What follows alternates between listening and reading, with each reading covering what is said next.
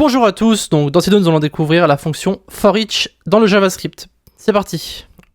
Le prototype forEach qui est en général utilisé sur un array, donc vous allez voir cette prototype.forEach.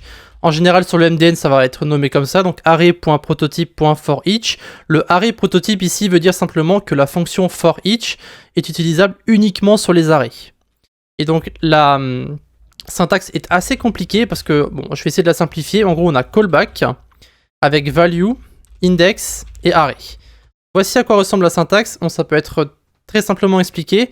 Ça va simplement appeler une fonction de rappel, donc ce qu'on appelle ici une callback function, pour chaque élément dans un array et dans l'ordre. Donc ici, value, index et array, vous pouvez simplement utiliser une fonction que vous allez utiliser sur chaque élément. Et ensuite, la fonction forEach fera le travail toute seule. Ici, par exemple, si on fait un array, myArray, comme ceci, donc on met par exemple 5, 6, 4, 3, 1, 2, 4, 5, par exemple, un array très classique de chiffres. Et ensuite, on va appeler notre fonction forEach sur cet array ici. Donc par exemple, on peut imaginer myArray.forEach, d'accord ? Et ici, on va appliquer une fonction sur chaque chiffre dans notre array. Donc item, ensuite une fonction fléchée. D'accord ? Si vous ne savez pas ce que sont les fonctions fléchées, je vous conseille d'aller voir ma vidéo sur les fonctions fléchées. Et on va mettre ici console.log, item. Donc là, on va simplement utiliser le console.log item sur chaque chiffre dans mon array. Donc vous avez 5, 6, 4, 3, 1, 2, 4, 5, comme c'est le cas ici. Donc vous pouvez voir qu'on a appliqué un console log sur chaque chiffre dans mon array et dans l'ordre. C'est comme ça que ça fonctionne. Maintenant, vous pouvez mettre ça en commentaire et on peut éventuellement utiliser le forEach pour autre chose. Donc si on met myArray ici, .forEach, et qu'on met par exemple item, donc pareil, on va remettre un console log. Donc alors, ça peut être console.log.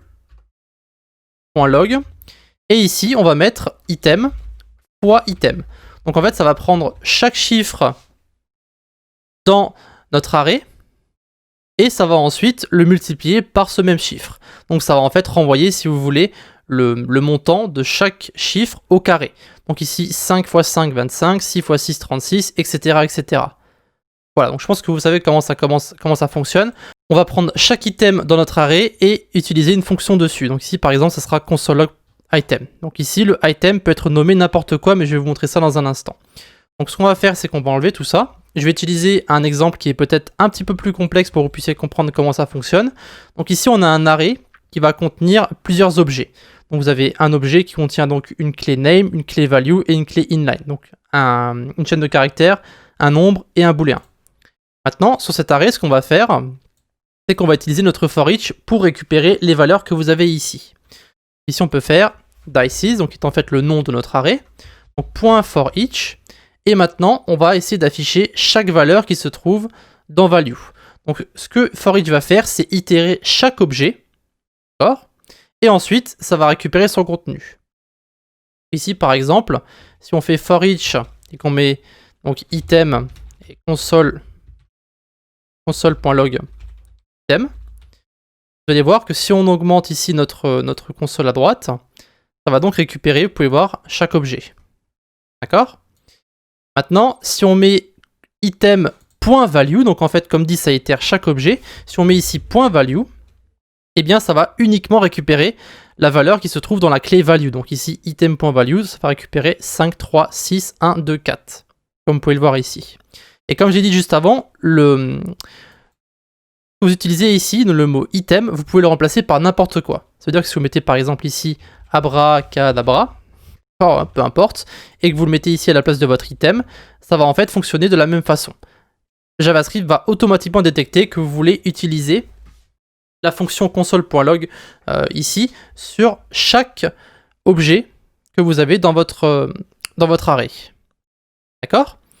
Et donc maintenant, si on veut par exemple récupérer ces différentes valeurs et faire un total, ce qui est tout à fait possible, et bien alors on peut ici par exemple déclarer un total, donc let total égale 0 par exemple, et ensuite on va simplement ajouter la valeur à total pour chaque élément dans notre array.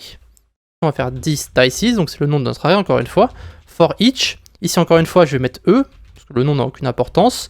On va créer une fonction, et ici on va mettre total plus égal E.value. Donc ici E correspond à chaque objet dans notre arrêt, et donc ici on va récupérer la valeur de chaque objet dans notre arrêt, et l'additionner à total. Et donc ici si vous faites un console.log de total, vous pouvez voir qu'on retourne ici 21, qui est donc la somme de 5 plus 3 plus 6 plus 1 plus 2 plus 4. Voilà. Maintenant, vous savez que si vous avez un arrêt et que vous voulez récupérer les différents éléments à l'intérieur ou utiliser une fonction dessus, vous pouvez utiliser for each.